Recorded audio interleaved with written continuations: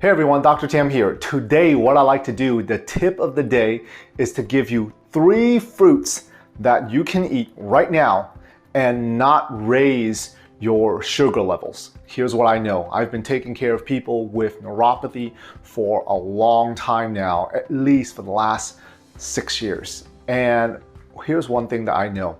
Neuropathy is due to too much sugar in the blood, which leads to diabetes, okay, which then leads to neuropathy. Now, at least that is most of the causes of neuropathy is from diabetes. There are other causes, but today we're mainly talking about diabetes. And I like to give you 3 fruits, okay? And I'm not gonna tease you or want to, make you wait. I'm just going to give it to you. The first one is raspberry. Second one is strawberry. Third one is blackberries. I know a lot of you thinking, what about blueberries? No, blueberries unfortunately are not on the list because blueberries actually have quite a bit of sugar per amount of sugar that you eat. If you like to Google it, you can Google amount of sugars in fruit per 100 grams. And you'll see that the 3 fruits that I mentioned are on the bottom of the list. So here's what happens when you eat fruits that have low sugar levels. Number 1, it doesn't cause you to be more insulin resistant. It's not going to spike your sugar levels, and ultimately it will not raise your need for insulin in the long run. Because with diabetes, what a lot of people don't understand is, how does diabetes lead to neuropathy? Well, number 1, a few simple things. Increase in sugar level in the blood damages blood vessels, which then damages nerves. And when does it start damaging the nerves and where does it start? It starts furthest away. So sugar, blood, nerves, all right? And the nerves furthest away from your heart gets affected first. Hence, your toes and your fingertips, okay? So up to 80% of people with diabetes will end up with some form of neuropathy. Many studies show that. But many people are not telling you, even doctors are not telling you, what can you do to improve your diabetes?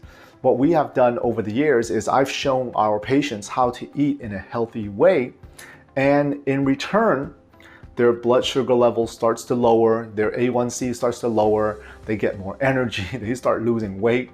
One of our patients in our neuropathy program in 1.5 months lost 27 pounds, and he didn't even mean to lose that much weight. Overall, he just started eating healthier, right? But no one really defines what health is and how to eat healthy. That's part of our program. If you'd like to learn more, please give us a call, schedule a consultation with me, and I'll sit down with you, gladly sit down with you and go over what is neuropathy, can we help, okay? How do we help? And I'll go over all of that, all right? Or you can click on one of our links below and watch our neuropathy seminar and really figure out, okay, how can we help with neuropathy? How do we help with neuropathy, right? One of my really exciting things this week, and I like to share a win with you every video that I do, because I think that with our world today, there's so many negative things out there, you gotta hear more wins, right? Really just today was one of our patients called us and said, oh my gosh, Dr. Tam, my blood sugar levels used to be normal while I'm taking 10 units of insulin, 8 to 10 units of insulin. And for the first time, my blood sugar actually started going down. And I was wondering why that was. Why was it happening? I called my doctor, and then my doctor told me that I have to have sugar. To let all of our patients know out there, we work with a lot of medical doctors to explain to them what happens with people with diabetes, how we're actually helping people with neuropathy. And we work with them one-on-one to really help their patients. So this patient, she was starting to eat very healthy, cut out a lot of things that she's not supposed to eat.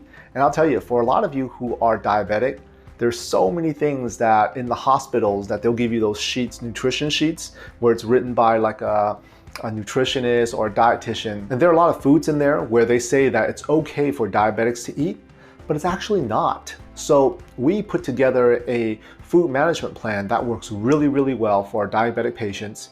And this time, for the first time in years, her blood sugar started going down. And she asked me, well, Dr. Tam, what should I do? And I told her, I said, talk to your doctor, let him know, because he only put her on a certain amount of insulin because she wasn't able to control her blood sugar levels. So he had to increase her insulin levels overall. One thing that you have to know is with higher blood sugar, naturally you have to have more insulin to keep your blood sugar lower. Well, her blood sugar started dropping, and one of the reasons could be the fact that because she hasn't been eating as much refined grains, sugars, and processed sugars and fruits, her normal blood sugar started dropping. So if her normal blood sugar was actually more normal, overall, her insulin is driving her blood sugars way too low for her.